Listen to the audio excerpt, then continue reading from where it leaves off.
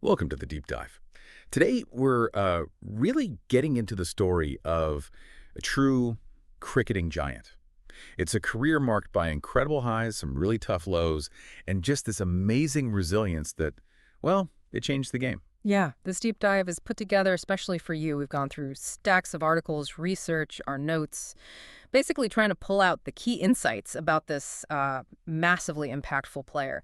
Think of it as your shortcut to getting the real picture, the stuff that matters about someone whose influence honestly goes way beyond just cricket scores. So what are we covering? Well, yeah, his records, obviously, but also, maybe more importantly, his journey through tough times, the personal growth, and the kind of legacy he's built. We want to dig into the why, why his story hits home for so many people. Okay, let's dive in.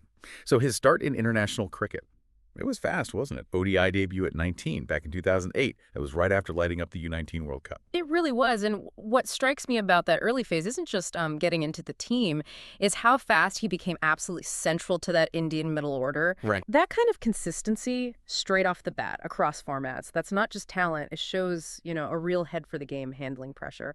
Pretty rare for someone that young. And then it just felt like this almost inevitable climb straight to the top leadership roles.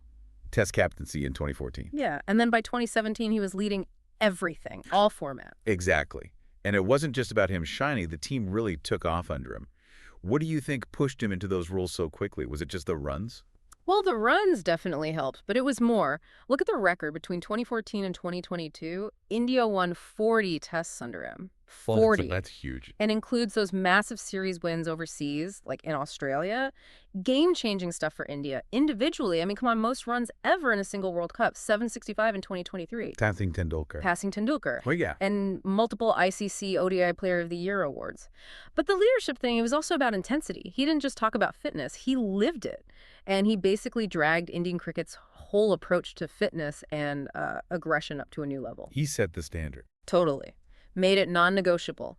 He led by example, and that transformed the team's entire mentality. Aggressive, super fit. So you paint this picture of this dominant force leading from the front, breaking records left and right. But, well, even the greats hit rough patches, don't they? And he certainly had some serious dips. Oh, absolutely. And that's where you really see the resilience tested, isn't it? There were tough times in tests. That 2014 England tour, for instance, was brutal for him. I remember that. And then later, between 2020 and 22, that noticeable dip against spin bowling. But it wasn't just, a form slump on paper. It clearly took a massive personal toll. Being stripped of the captaincy across formats in 21-22, that led to a real mental struggle. He even spoke about it himself, mentioning feeling something close to depression. Yeah, that was quite candid. It really was. It's a powerful reminder, Even the best athletes are human, facing enormous internal pressures. And then stepping down from the test captaincy in 2022 followed that. He talked about the ups and downs in his statement. It kind of made him seem more relatable, didn't it? Yeah. Did that public honesty have a wider effect, do you think? I think it did, yeah. For someone of his stature to talk openly about mental health struggles, that helps normalize those conversations in elite sport, which is frankly vital. Right. It showed that vulnerability isn't weakness, especially when you're operating under that kind of constant spotlight. Acknowledging the struggle, maybe seeking help, that takes real strength. Okay, but this is where his story gets really fascinating, I think, the way he fought back. Despite all that, he just kept coming back stronger. Like that 2014-15 series in Australia. Oh, the Border Gavaskar that year. Incredible. 692 runs. The world just sat up and took notice all over again. Was that just seen as form is temporary, class is permanent, or was it something deeper? A psychological win, maybe? Well, it certainly proved his adaptability, his sheer class, yes. But maybe, just maybe, ending that long century drought, was it 1,020 days? Yeah, with that T2000 in the Asia Cup. Exactly. In the 2022 Asia Cup, that felt huge, not just a number, but like this massive weight lifted. You could almost feel the collective sigh of relief. It signaled a real mental comeback. And he carried that on, didn't he? Definitely. 2023 was massive for him. 671 in tests, nearly 1,400 in ODIs, including that epic World Cup run we mentioned. And then, most recently, stepping up in the 2024 T20 World Cup final with that crucial 76. Clutch performance. So after this epic journey in the longest format, we've reached a turning point. May 2025, he calls time on his test career. 14 years in the whites. That's quite the innings. It really is the end of a significant era in Test cricket. The numbers alone are staggering: over 9,200 runs, 30 centuries, averaging nearly 47. Wow. But the legacy, I think, goes beyond the stats. He's widely credited with changing the very DNA of the Indian Test side, making them aggressive, fitness-focused, relentless. He genuinely raised the bar for Test cricket globally. But he's not completely stepping away from the limelight. No, not at all.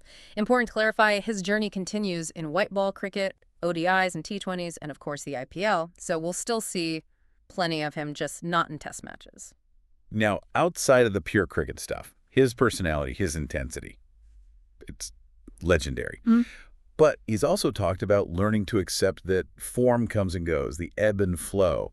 What does that tell you about how he's maybe changed over the years? It points to, I think, a deeper self-awareness, perhaps a certain maturity. For someone who operated at peak intensity for so long, built on sheer will and results, accepting that perfection isn't sustainable, that performance has natural cycles, that's a big shift. It suggests understanding that lasting success isn't about never failing, but how you navigate those dips, how you learn from them.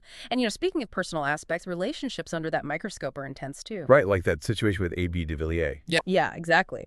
That reported rift in 2024 after some private details came out. But then the key thing is they publicly reconciled during the 2025 IPL. It's a small window, but it shows the complex personal dynamics these guys navigate, even legendary figures under intense public scrutiny.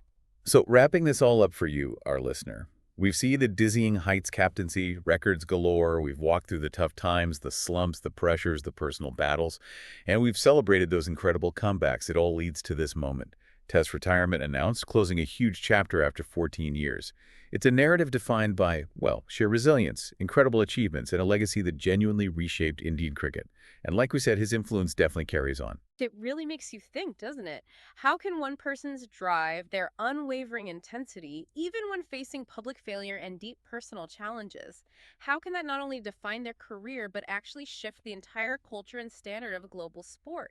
So maybe the question to leave you with is this: what can we take from this deep dive into his journey about our own resilience, about leadership, and about handling change when the pressure's really on? Something to mull over.